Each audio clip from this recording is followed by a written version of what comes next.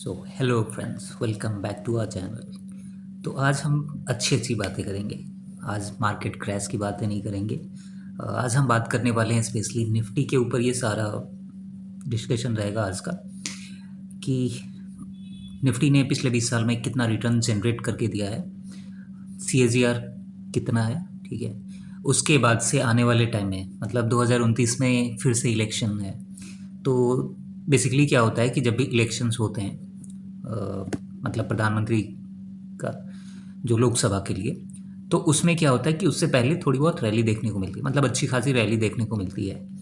तो आज हम उसी पे डिस्कस करने वाले हैं कि मतलब निफ्टी कहाँ तक जा सकता है, ठीक है। और ये मतलब बहुत सारी चीज़ें कैलकुलेट करने के बाद से मैंने ये मतलब टारगेट्स निकाले हैं। तो ये रैंडमली कुछ भी नहीं है, जो भी है कैलकुलेटिव है। और इसके पीछे बेसिकली क्या है कि इंडियन मार्केट को देखें तो इंडियन मार्केट के गिरने का जो मेन रीज़न था ना, वो टैक्सेशन है।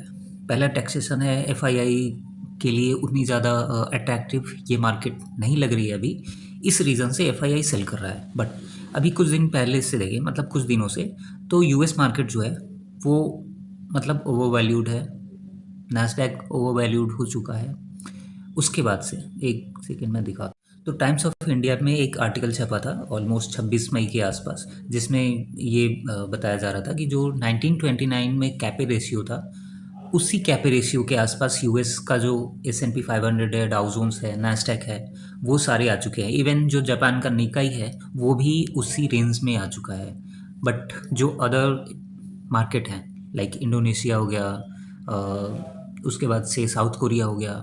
साउथ कोरिया ने ऑल्दो अच्छा रिटर्न दिया है, बट जो उसका मार्केट वैल्यूएशन है वो उस लेवल पे नहीं है। इवन इंडिया का देखें तो इंडिया की जो कैपे है वो ऑलमोस्ट 20 के ही आसपास है। अभी लास्ट टाइम 19 तक चला गया था, बट अभी फ्राइडे के दिन थोड़े अच्छे रिटर्न आए तो ये थोड़ा सा अपडेट हो गया, अभी 20 के आसपास आ चुका है। इवन PE देखें तो PE भी ऑलमोस्ट 20 के आसपास ही है, ठीक है। तो जो इंडियन मार्केट है वो थोड़ा सा अब अट्रैक्टिव लगने लगेगा as per valuation, not for the FII की मतलब टैक्सेशन तो वैसे ही है, ठीक है।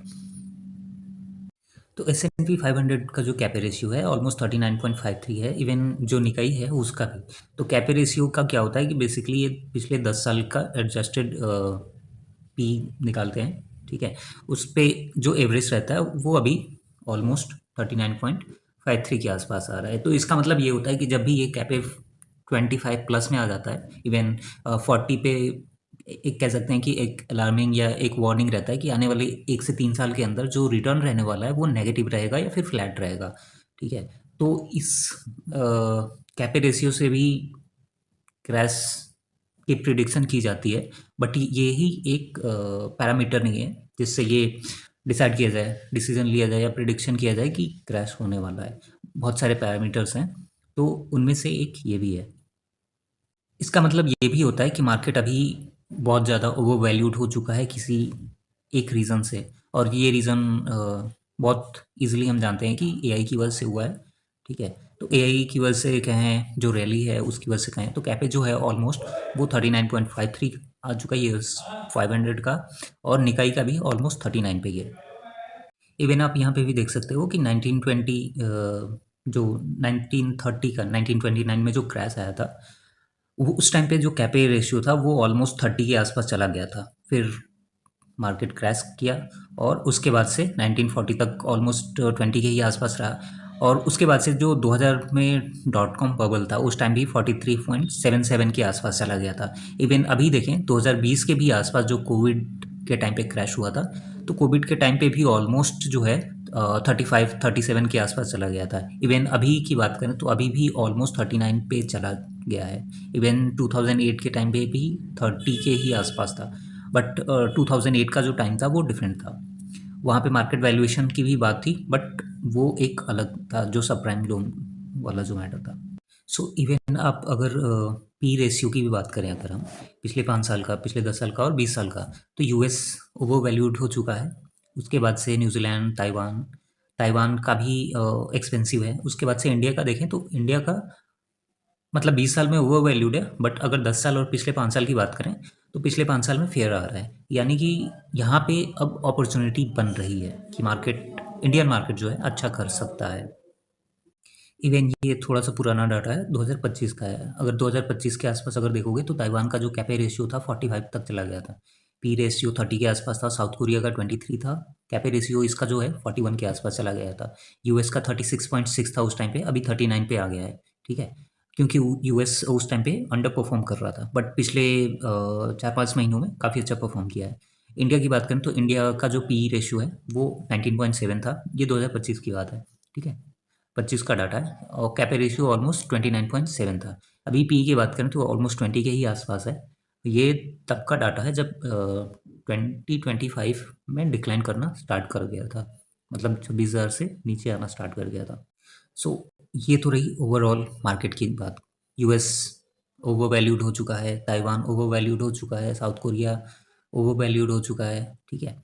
तो अपनी इंडियन मार्केट है वो अभी भी अंडर वैल्यूड है, तो इसमें बहुत ज़्यादा अपॉर्चुनिटीज़ हैं, ठीक है? तो अभी मैं काफ़ी टाइम से थोड़ा-सा रिसर्च कर रहा था, तो मैंने कुछ कैलकुलेशंस किए हैं। अगर अगर हम पिछले 20 साल की बात करें ना, तो पिछले 20 साल में मतलब 2004 से लेके 2024 तक का जो रिटर्न बना है, वो काफ़ी अच्छा था। मतलब इवन 13% के आसपास था। बट जैसे हम 2005 से 2026 तक आते हैं या फिर 2004 से 26 तक आते हैं, तो वहाँ पे जो रिटर्न्स है, वो 2% से गिर जाते हैं, ठीक है? तो जो 2004 से 2026 का रिटर्न है, वो ऑलमोस्ट 11% के आसपास आ जाता है आपका। अगर आप देखोगे तो ये जो 2004 का टाइम है ना, काफ़ी जो इंडियन स्टॉक मार्केट है, यहाँ पे गोल्डन पीरियड कहा जाता है, क्योंकि 2004 से लेके 2008 के बीच में मतलब ऑलमोस्ट 300% का रिटर्न बना था। 1500 से 6000 तक निफ्टी चली गई थी, ठीक है? ये गोल्डन पीरियड था, क्योंकि यहाँ पे क्या हुआ था कि यहाँ पे इंडिया में गेट्स ओपन कर दिए गए थे एफआईआई के लिए। उसके बाद से आईटी सेक्टर में बूम था, तो इस रीज़न से ये इतनी बड़ी रैली देखने को मिलती है। उसके बाद से हम देखते हैं और ये जो रैली है ये सिर्फ 4 साल में ही आई थी। 4 साल में मतलब 4x हो जाना बहुत बड़ी बात है, वो भी इंडेक्स का। उसके बाद से देखें तो 2012 से 2015 की बात करते हैं, 2015 तक ये 89% का रिटर्न है और निफ्टी 4500 से ऑलमोस्ट 9000 चली गई है, मतलब डबल हो गई है। इसमें भी 3 साल का ही टाइम लगा है। यहाँ पे 4 साल में 4x हो गया था, यहाँ पे 3 साल में सिर्फ डबल हुआ है, ठीक है? उसके बाद से अगर हम देखें नेक्स्ट 2016 से लेके 2019, लेट्स से 2020 तक का देखते हैं, 4 साल का। तो 4 साल में 77% के आसपास रिटर्न है। और इंटरेस्टिंग चीज़ ये है कि अगर आप देखोगे कि ये जो रिटर्न है, मतलब ऑलमोस्ट 7000 से 12000, ऑलमोस्ट 5000 पॉइंट की रैली हुई थी। बट उसके बाद से 2020 में जो क्रैश हुआ, यहाँ से अगर हम देखें तो 8000 के आसपास आ गया था। 8000 से जो रैली आई है 2020 से 2023 तक, इसमें निफ्टी ने 8000 पॉइंट कवर किए हैं, 133-30% के आसपास का रिटर्न बना है। उसके बाद से निफ्टी ने थोड़ा सा स्लाइड टाइम लिया। उसके बाद से अगर देखें 2023 से लेके 2025 तक का, इवन 2026 तक भी ले लें तो कोई इश्यू नहीं है, क्योंकि मार्केट वहीं पे था। तो यहाँ पे जो रिटर्न है वो 55% के आसपास है। बट यहाँ पे अगर आप देखोगे तो 17,000 से 26,000 तक गई है निफ्टी। अभी हम बात करते हैं थोड़ा सा टेक्निकल बेसिस पे, ठीक है? कि टेक्निकल बेसिस पे देखो रैली कितनी अच्छी हुई है। यहाँ से रैली देखो, यहाँ से रैली हुई, ठीक है? यहाँ पे मार्केट ने थोड़ा सा टाइम स्पेंड किया है, फिर नीचे आ गया, क्योंकि 2007-8 में जो क्रैश हुआ था उसकी वजह से फिर मार्केट ने यू टर्न लिया है और फिर टाइम स्पेंड किया है यहाँ पे। तो यहाँ पे क्या हुआ कि यहाँ पे काफ़ी अच्छा एक सपोर्ट बन गया है। और इसके बाद से अगर देखोगे आप तो यहाँ से जैसे रैली हुई है, फिर मार्केट में थोड़ा सा ये डाउन आया, मतलब 2016 के आसपास। फिर उसके बाद से जो रैली आई है, फिर यहाँ पे मार्केट ने थोड़ा सा टाइम स्पेंड करा, बट उसके बाद से कोविड का हिट आया और मार्केट आराम से नीचे। फिर उसके बाद से यहाँ से रैली स्टार्ट हुई फिर से, और फिर यहाँ पे थोड़ा सा टाइम स्पेंड किया है। तो बेसिकली क्या है कि जैसे ही रिटर्न आता है, मतलब मार्केट का अच्छा फेस आता है, मार्केट ऊपर जाती है, फिर मार्केट टाइम स्पेंड करती है। अभी अगर हम यहाँ पे देखें तो यहाँ पे भी निफ्टी ने काफ़ी ज़्यादा टाइम स्पेंड किया है, ऑलमोस्ट देखें तो 1-1.5 साल टाइम स्पेंड किया है। लास्ट टाइम अगर हम देखें तो लास्ट टाइम 2024 अक्टूबर के आसपास निफ्टी 26,000 गई थी। फिर वहाँ से ऑलमोस्ट 22,000 का लो लगा, कहाँ गया, 21,900 के आसपास, फिर मार्केट 26,000 गई, फिर नीचे आ गई, फिर अभी जो रिसेंट लो था वो रिसेंट लो लगा है ऑलमोस्ट 22,280 के आसपास, ठीक है। उसके बाद से मार्केट फिर से एक बार 23,600 पे आ चुकी है।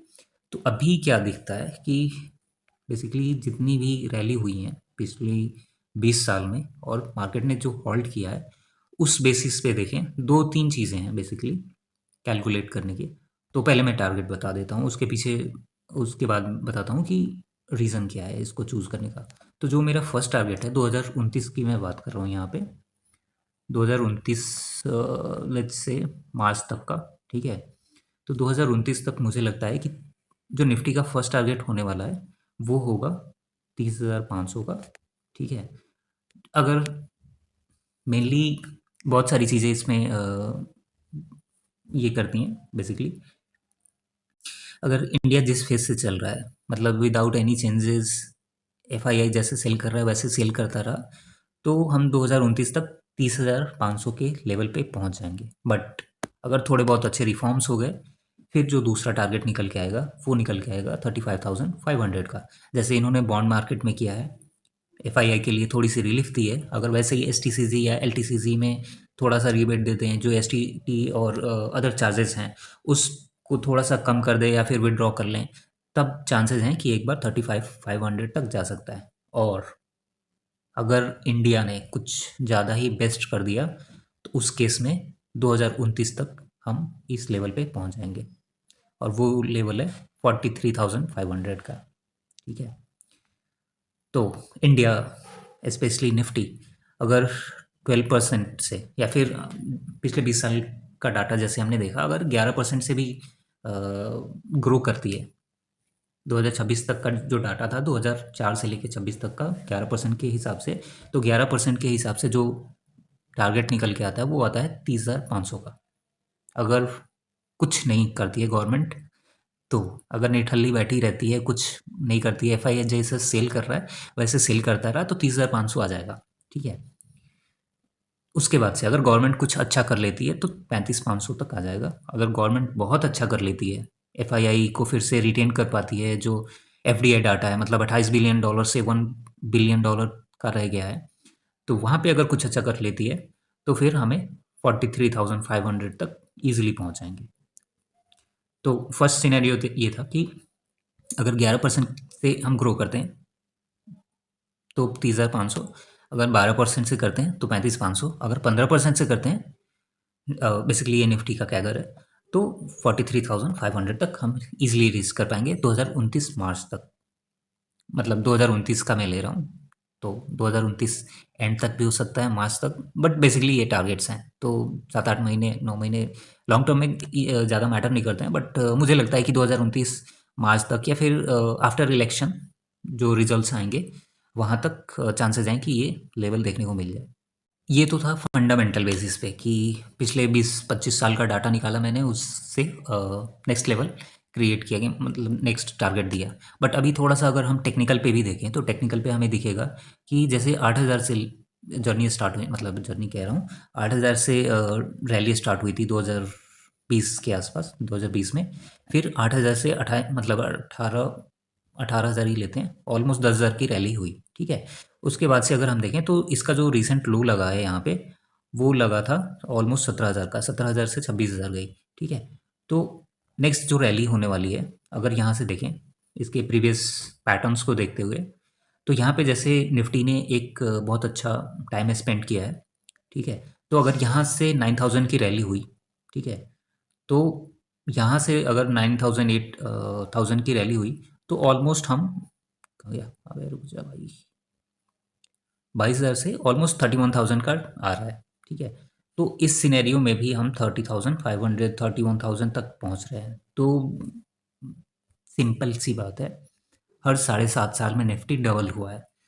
तो अगर हम 7 साल पहले देखें, कहाँ गया, 2021 में निफ्टी 8,000 था, 8,000 से 16,000 पहुंचने में इसको कितना टाइम लगा, 16,000 कब गया था, ऑलमोस्ट 3 साल में, बट वो क्रैश था। अगर थोड़ा-सा हम और पीछे जाएँ तो ये 2016 से 2021 तक, यप, हाँ, मतलब ऑलमोस्ट 3x हो गया था ये 2024 के आसपास। तो इस सिचुएशन में भी देखें तो बेसिकली हमें यही दिखता है कि 30,500, फिर 35,000, और फिर बहुत आउटस्टैंडिंग रहा गवर्नमेंट का। गवर्नमेंट ने पुश किया बहुत सारी चीज़ें, तो 43,500, 4400 तक इजीली चला जाएगा।